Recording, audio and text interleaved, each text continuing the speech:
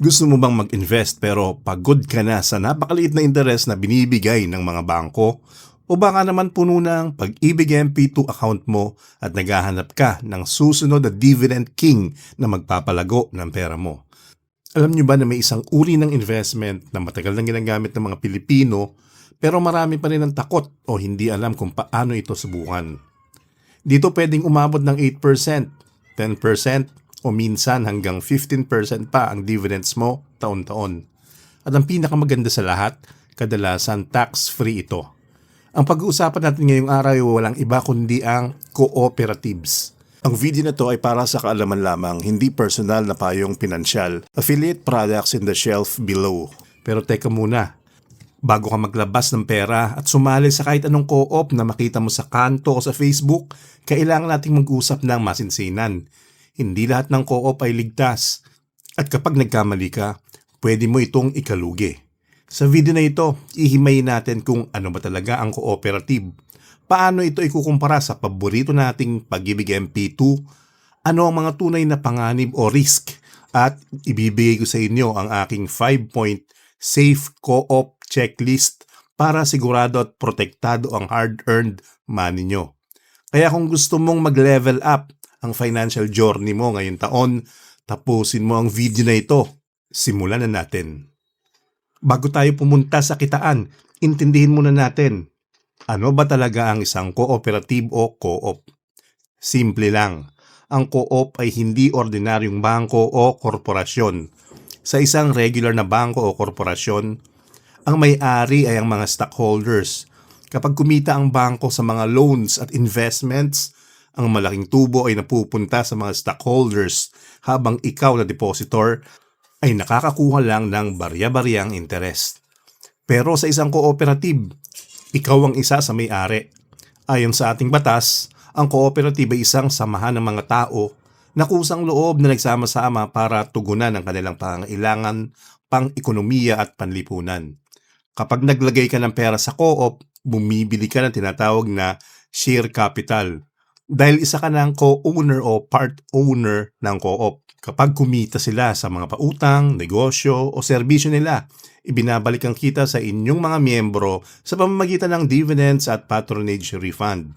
Think of it as a community. Nagtutulungan ng mga miyembro para lumago ang pera ng lahat.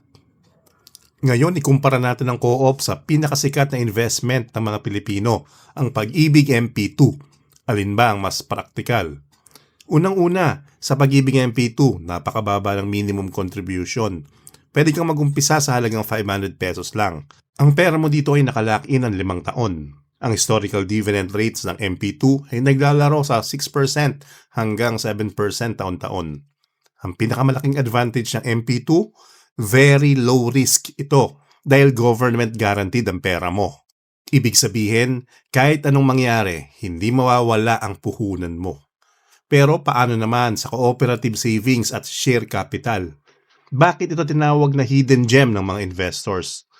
Ito ang 3 rason kung bakit malakas lumaban ang co-ops.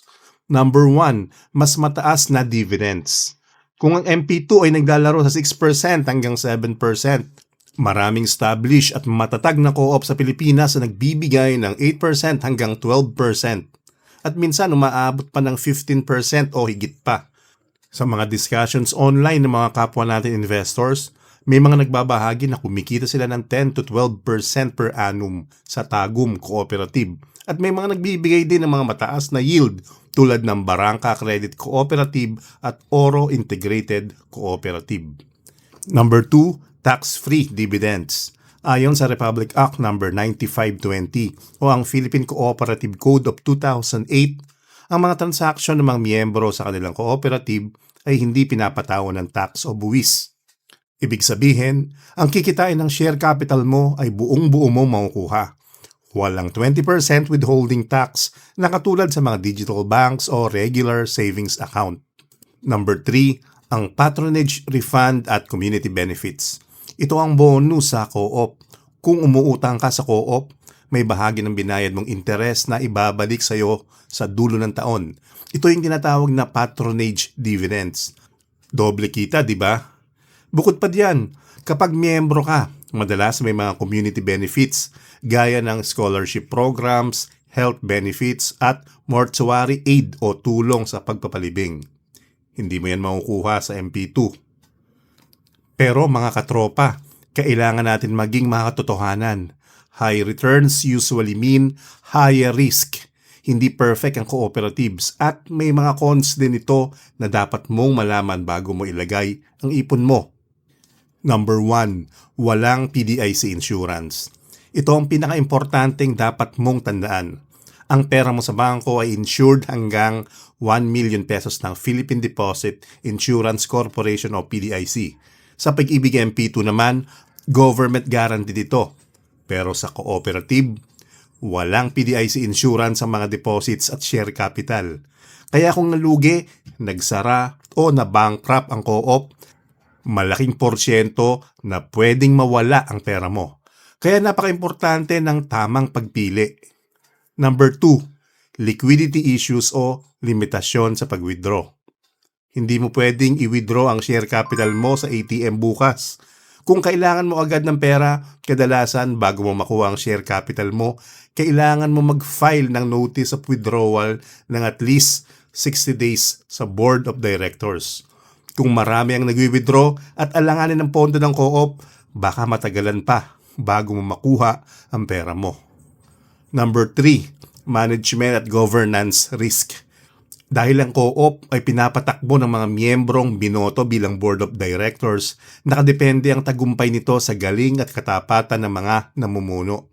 Kung ang nakaupo ay walang alam sa finance o kaya naman may issue ng korupsyon at kakulangan sa transparency, delikado ang ipon mo. Ngayon, paano natin may iwasan mga fly-by-night o scam na co-ops? Para protektado kayo, ginawa ko itong 5-point safe co-op checklist. I-save nyo na ito. Step 1, CDA registration and certificate of compliance. Ang pinakaunang tanong, rehistrado ba sila sa Cooperative Development Authority o CDA? Hindi sapat ang Mayor's Permit o DTI lang. Dapat may CDA registration number sila. At hindi lang dapat registered, hingin nyo rin ang kanilang Certificate of Good Standing o Certificate of Compliance. Ito ang patunay na sumusunod sila sa mga patakaran ng batas at nagpapasa ng annual reports at hindi sila suspended. Step 2, hanapin ang mga billionaire co-ops. Para sa mga beginners, ang payo ko, sumali muna kayo sa mga large cooperatives o yung tinatawag na billionaire co-ops. Ayon sa CDA, ang mga large co-ops ay yung may assets na humigit sa 100 million pesos.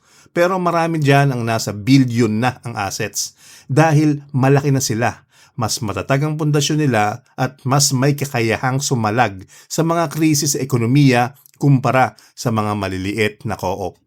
Step number 3, track record at years in service. Ilang taon na silang nag-ooperate. Mas magandang mag-invest sa co-ops na may 10, 20 o kahit 30 plus years na sa industriya. Halimbawa na lang dyan ang Barangka Credit Cooperatives na halos 38 years na o mga established co-ops sa probinsya.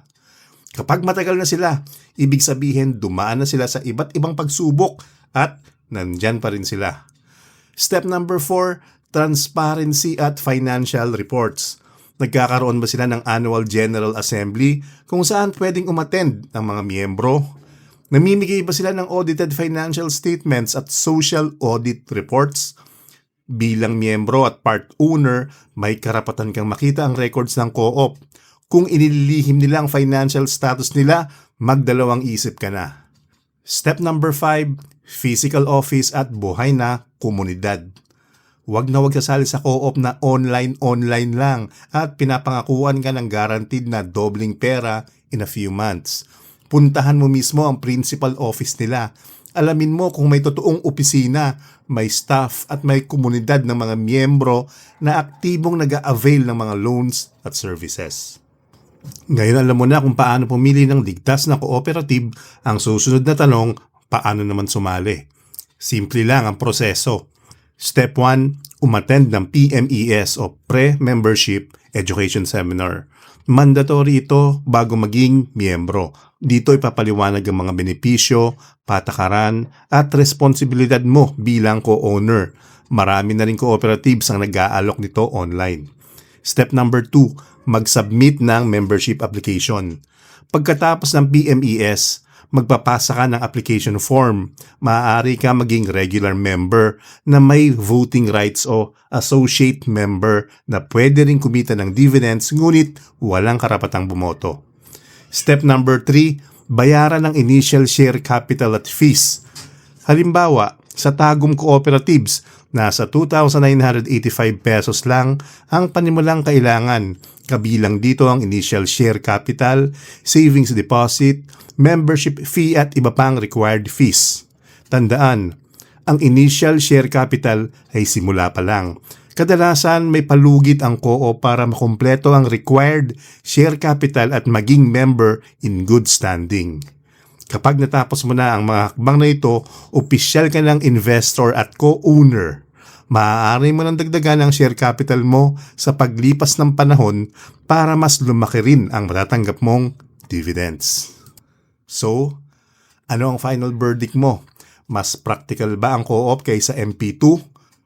Ang sagot ko, depende sa goal at risk appetite mo. Personally, panalo pa rin ang Pag-ibig MP2 sa aspeto ng peace of mind at security dahil government guaranteed. Pero hindi natin pwedeng i-ignore ang power ng cooperatives. Lalo na kung gusto mo ng mas mataas na dividends, flexible na savings at community benefits. Ang pinakamatalinong strategy, diversification.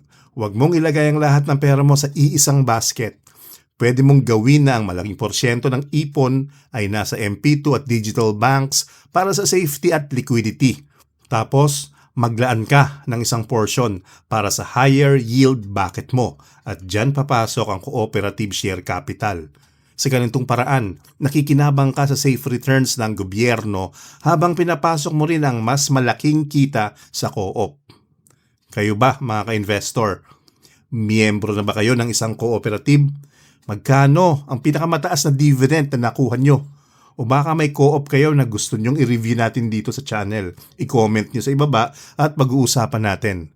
Kung marami kang natutunan sa video na ito, huwag kalimutan i-click ang like button, mag-subscribe sa ating channel, at i-hit ang notification bell para lagi kayong updated sa ating mga usapang pera at investments. I-share mo rin ang mga video na ito sa pamilya at mga kaibigan mong naghahanap ng mapaglalagyan ng ipon nila. Muli, ang pag-i-invest ay hindi karera. Ito ay paghahanda. Maraming salamat sa panonood at hanggang sa muli, stay financially smart.